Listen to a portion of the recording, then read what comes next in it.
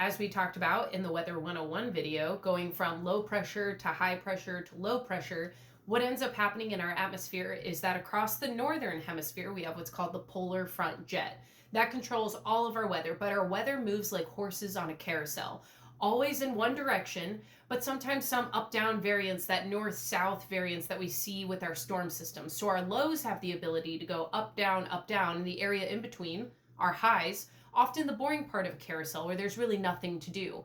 All of our storms across the continental US exit out into the Atlantic, and from the Atlantic, they move over towards the European continent. And as our pressure systems move from the US to Europe, they then move over into the Asian continent, back over into the Pacific, and into the US once again. So if you can track these big, low, and high pressure systems, you can see a weather pivot coming notably far in advance, about a month and a half to 2 months, which is where you get your seasonal forecasts.